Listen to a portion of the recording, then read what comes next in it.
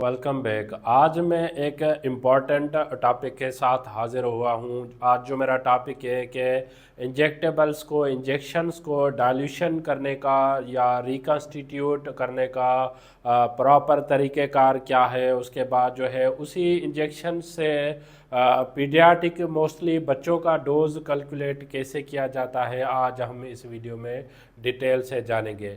आज जो मेरी वीडियो है वो रिलेटेड जो हॉस्पिटल में काम कर रहे हो, चाहे नर्सिंग स्टाफ हो, जो रिलेटेड ड्रग एडमिनिस्ट्रेशंस में उनका इम्पॉर्टेंट रोल है, या हॉस्पिटल फार्मासिस्ट हो या फार्मेसी टेक्नीशियंस हो जो ड्रग प्रिपरेशंस में या डाइल्यूशन में जो इम्पॉर्टेंट रोल प्ले कर रहे होते हैं, उनके लिए ये आज मैं वीडियो बना रहा हूँ। अगर आप हॉस्पिटल में काम कर रहे हैं, अगर वहाँ पे कोई भी अगर प्रॉपर एसओपी नहीं है कि आप एक वायल को कितने एमएल में डाइल्यूट करते हैं, तो आप हर इदारे की अपनी एसओपी होती है। अगर आपके पास एसओपी नहीं है तो आप कुछ ऐसे आसान टेक्निक्स इम्प्लीमेंट कर सकते हैं जिससे मेडिकेशन एरर होने के चांसेस कम हो जाते हैं। तो आए टॉपिक की तरफ चलते हैं। इंजेक्टेबल में जो डाइल्यूशन के लिए जो मोस्टली हॉस्पिटल में इंजेक्शंस यूज़ होती है, उसमें कुछ सैर फहरिस्त हैं। साइक्लोवेर इंजेक्शंस अवेलेबल होता है जो मुख्तलिफ स्ट्रेंथ्स होती है, जिसमें मैंने जो यहाँ पे सेलेक्ट की है वो 500 मिलीग्राम है।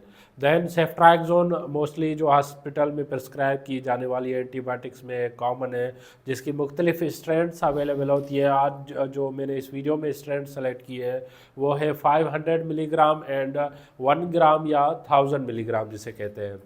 दैन उसके बाद जो हॉस्पिटल में मेडिसिन प्रिस्क्राइब की जाने वाली में इमीपेन में, जिसकी स्ट्रेंथ मोस्टली अवेलेबल होती है 500 मिलीग्राम में, या उसके साथ साथ इंजेक्टेबल फार्मूलेशन में एंटीबायोटिक में मीरोनिम अवेलेबल होती है जो 1 ग्राम में मोस्टली अवेलेबल होती है, या जिसे हम 1000 मिलीग्राम भी कह सकते हैं। या साथ साथ इंजेक्शन ओमिप्राजोल जो है वो भी कॉमनली प्रिस्क्राइब किया जा रहा होता है। मोस्टली उसकी अवेलेबल जो स्ट्रेंथ होती है वो 40 milligram and विनकोमाइसिन 500 milligram.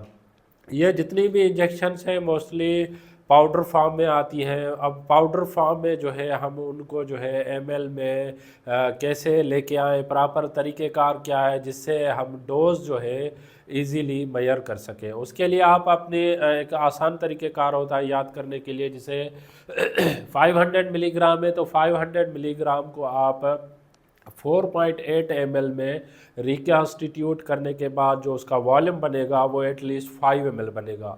Sometime company की तरफ से भी जो है डिस्टिल वाटर दिया हुआ होता है एंटीबायोटिक्स के साथ, या पाउडर फार्मूलेशंस जो मेडिसिन है उनके साथ। अगर आप उसमें 5 ml निकालते हैं तो कुछ सिरिंज में रह जाता है, या 4.8 ml निकालने के बाद जो पाउडर फॉर्म है, जो वेट बाय वॉल्यूम होता है, वो अप्रोक्सीमेटली जो है डाइल्यूशन के बाद जो है 5 ml में कन्वर्ट हो जाता है। या सेफ्ट्राक्सोन अगर 500 मिलीग्राम है तो आप उसको 5 ml में रिकन्स्टिट्यूट कर लें, जिससे जो उसकी स्ट्रेंथ है 100 मिलीग्राम पर ml में मेजर हो जाती है। जैसे ये मैंने बताया कि 500 मिलीग्राम है तो 1 ml में जो है 100 मिलीग्राम पर ml हो जाता है, जिससे डोज कैलकुलेट करना हमारे लिए आसान हो जाता है। इसी तरह अगर सेफ्ट्राक्सोन की आपके पास 1000 मिलीग्राम की स्ट्रेंथ है तो उसके साथ distil water 10 ml distil water दिया होता है। अगर उससे आप उसको रिकन्स्टिट्यूट करते हैं तो उसकी जो स्ट्रेंथ है वो भी 100 मिलीग्राम पर ml के साथ जो है वो बच जाती है, तो उसकी जो है एरर होने के चांसेस कम होते हैं। या इमीपेन में अगर 500 है तो आप उसको 5 ml में करें, अगर 1000 है तो आप उसको जो है 10 ml में करें। अगर 2 ग्राम का वायल भी अवेलेबल है तो आप उसको 10 ml में करें, जिससे जो है मिलीग्राम पर ml जो स्ट्रेंथ है वो प्रॉपर रहती है। या ओमिप्राजोल 40 मिलीग्राम में है तो आप इसको 4 ml में कर लें, जैसे 10 मिलीग्राम पर ml जो है वो उसका जो है कंसंट्रेशन बन जाती है। एंड में विनकोमाइसिन है, विनकोमाइसिन भी अगर 500 का वायल आपके अवेलेबल है तो आप 4.5 ml जब आप उसी वायल में इंसर्ट करेंगे तो उसका पाउडर के साथ वेट बाय वॉल्यूम जो है डाइल्यूशन रिकन्स्टिट्यूट होने के बाद 5 ml हो जाता है। एक बार और मैं समझाता चलूँ कि आप 4.8 ml या 1 ग्राम का वायल है तो 9.6 ml जब आप उसमें डिस्टिल वाटर ऐड करते हैं तो उसका जो पाउडर के साथ वेट बाय वॉल्यूम होता है तो फाइनली जो है आपको वो 10 ml में अचीव हो जाता है। अब देखते हैं कि डोज कैलकुलेशन का क्या फार्मूला है। मोस्टली बच्चों में जो है डोज कैलकुलेशन मुश्किल होती है। अगर आपके पास एक 1 ग्राम का वायल है तो उसमें 3 या 4 बच्चों का डोज जो है वो आसानी से कैलकुलेट किया जा सकता है। आइए देखते हैं कि फार्मूला क्या है। अगर हमारे पास डॉक्टर ने जो है 300 मिलीग्राम कोई भी एंटीबायोटिक प्रिस्क्राइब किया, डोज प्रिस्क्राइब किया है तो हम कैसे कैलकुलेट करेंगे। मिसाल के तौर पे हम ले लेते हैं सेफ्ट्राइक्सोन, उसका डॉक्टर ने जो डोज प्रिस्क्राइब किया है 300 मिलीग्राम। अगर हमारे पास एक वायल अवेलेबल है जो 500 मिलीग्राम की स्ट्रेंथ में है तो हम ये फार्मूला पुट करेंगे desired dose divided by available strength, हमारे पास कौन से मिलीग्राम का वायल अवेलेबल है, देन मल्टीप्लाई बाय वॉल्यूम, हमने कितने ml में उसको रिकॉन्स्टिट्यूट किया है। जैसे 500 मिलीग्राम का वायल है तो हमने, जैसे मैंने बताया कि 5 ml में रिकॉन्स्टिट्यूट हमने किया है तो उसकी जो फार्मूला में पुट करेंगे 300 डोज है। अवेलेबल जो हमारे पास वायल है वो 500 मिलीग्राम का है और जो उसको हमने रिकॉन्स्टिट्यूट किया है, जो ml हमने डिस्टिल वाटर डाला है वो है 5 ml।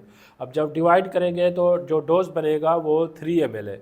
जैसे मैंने पहले भी बताया कि कंसंट्रेशन 100 मिलीग्राम पर ml हो जाता है। अगर 3 ml का डोज है तो उसमें 300 मिलीग्राम हो जाएगा। अब अगर हमारे पास जो है 500 मिलीग्राम की जगह पे 1000 मिलीग्राम का वायल अवेलेबल है और डोज यही है तो हम वही सेम फार्मूला में डिज़ायर्ड डोज जो है 300 मिलीग्राम ऐड करेंगे। उसके साथ साथ हमारे पास जो अवेलेबल स्ट्रेंथ है वो 1000 मिलीग्राम है और जो हमने रिकॉन्स्टिट्यूट किया हुआ है वायल को वो 10 ml में है। तो उसको जब हम ये फार्मूला को हल करेंगे तो उसके साथ जो आंसर आएगा वो भी 3 ml होगा। तो इसमें जो है मेडिकेशन एरर होने के चांसेस कम होते हैं।